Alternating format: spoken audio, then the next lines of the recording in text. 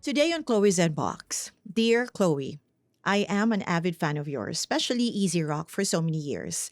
I love all the songs that you guys play. It's kind of relaxing and it really suits my soul. Anyway, just want to ask for your advice and please hide my real identity. Please call me baby. I'm 32 years old, a single mom, and I have two kids. I met a guy a month ago. He's good looking and I find him attractive. He said na matagal niya na akong nakikita and he has a big crush on me. Dumating yung time na he asked for my number and we started having conversations over the phone. We see each other halos every day. And then one day he told me that he likes me and he thinks that he is falling in love with me. Chloe, I like him too. But the problem is he is too young for me. He is only 19 years old. I am not sure if he is serious about me, given that I am a single mom. Please help me. I don't know if I would give him a chance to be a part of my life. I'm kind of scared that it might not work kung maging kami man. And thank you, Chloe. More power to your program. Your avid fan, baby. Abay, kung gusto mo ng thrill, you're what? 32, 19? Gusto mong magpalaki ng isa pang bata kasabay yung dalawang anak mo. Why not? Give yourself a chance. You'll never know unless you try, diba?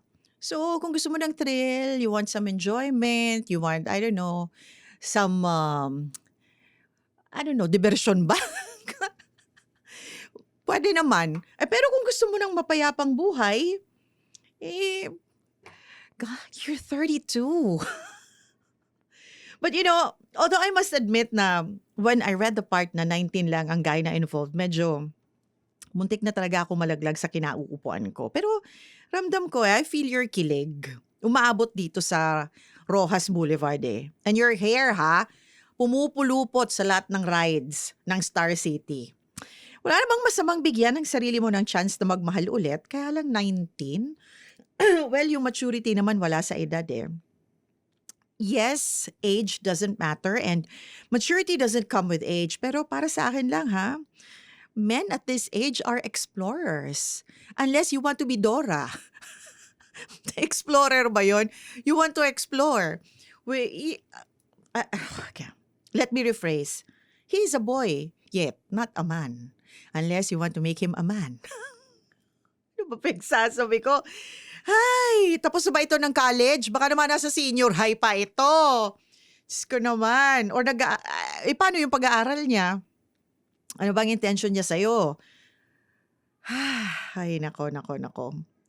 Nag-aaral, girlfriend, nakikipagpayabangan pa yan, barkada, inom-inom. Siyempre, ang set of friends niyan, mga bagets din. Kaya mo bang sumama-sama? Puyatan. Diba? Mga anak mo, paano nasan mo iiwan? Alangan man lagi kang sumama-sama dyan unless otherwise medyo mature na yan. Pero parang medyo, ayoko naman maging judgmental pero parang, I don't know.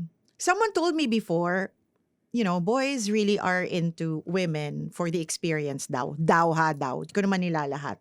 O lalo ka na, 2 na ang anak mo.